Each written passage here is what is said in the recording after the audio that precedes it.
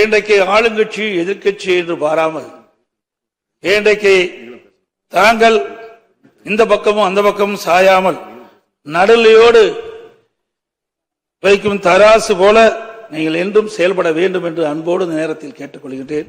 எந்த அளவுக்கு எதிர்க்கட்சிகளுக்கு பேசுவதற்கு வாய்ப்பு கொடுக்கின்றீர்களோ அந்த அளவுக்கு உங்களுடைய அரசு சிறப்பாக செயல்படும். ஏனென்றால் மக்களுடைய பிரச்சனையை எடுத்து வைப்பது எதிர்க்கட்சியினுடைய கடமை. ஆகவே எதிர்க்கட்சியினுடைய கடமை சிறப்பாக செயல்படுவதற்கு அனைத்து எதிர்க்கட்சிகளுக்கும் முழுமையான நேரத்தை ஒதுக்கி கொடுக்க வேண்டும் என்று அன்போடு இந்த நேரத்தில் கேட்டுக்கொள்கின்றேன். நீங்கள் ஏற்கனவே அனைத்து இந்திய அண்ணா திராவிட முன்னேற்ற கழகம் பொன்மனச்சம்மல் புரட்சித் தலைவர் எம்ஜிஆருடைய ஆட்சி காலத்திலே நீங்கள் சட்டமன்ற உறுப்பினராக இருந்து பணியாற்றியவர்கள்.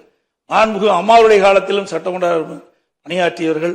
சட்டமன்ற பேர விதிகள் முழுமையும் நன்றாக தெரிந்தவர்கள். சிறப்பான முறையிலே பேசக்கூடியவர்கள்.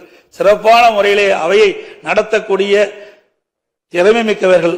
ஆகவே அப்படிப்பட்ட ஒரு அற்புதமான ஒரு நிகழ்த்தக்கூடியவர்களுக்கு ஒரு நல்ல வாய்ப்பை நீங்கள் பெற்றிருக்கிறீர்கள். இந்த புனிதமான ஆசனத்திலே அமர்ந்திருக்கின்றீர்கள்.